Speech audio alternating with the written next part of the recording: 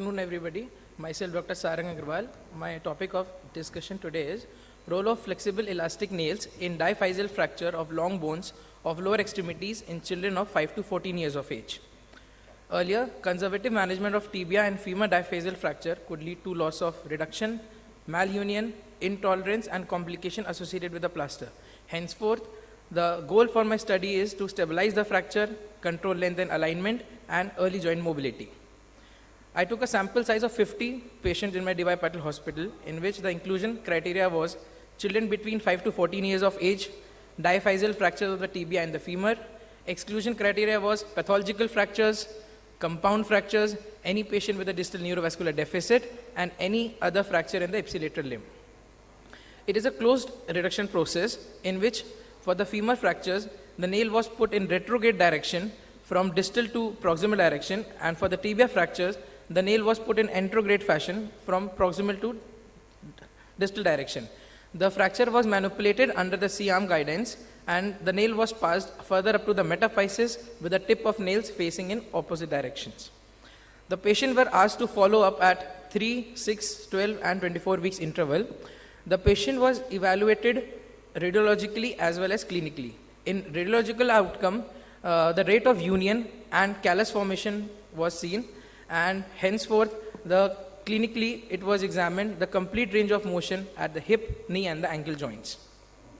At 24 weeks interval, the patient was finally evaluated by using Flynn scoring criteria, in which the 4 major criteria were used, that was limb length discrepancy, malalignment, unresolved pain, and other complication.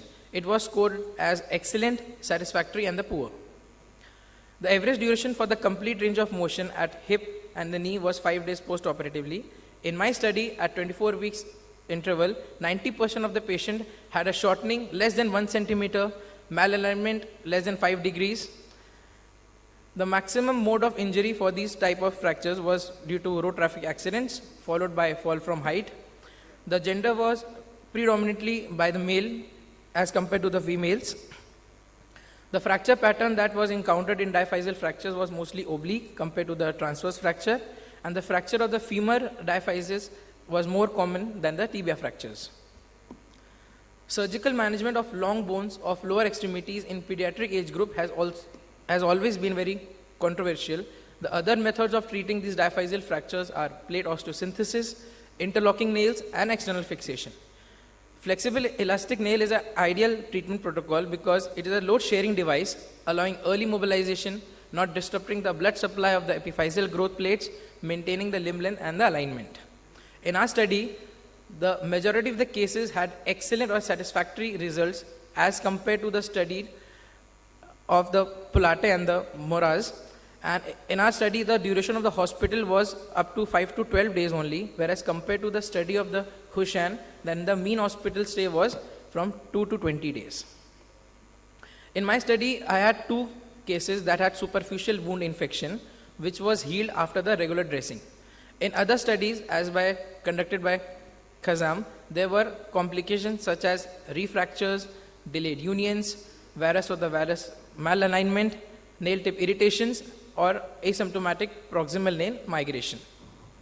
Henceforth, the conclusion of my study of the diaphyseal fractures is that flexible elastic nail is very simple, reliable, and effective method. And for the management of lower extremity long bone fractures in the pediatric age group, flexible elastic nail requires short operative time, very minimal blood loss, small operative scar, shorter hospital stay, early mobilization, and the minimal complications. Thank you.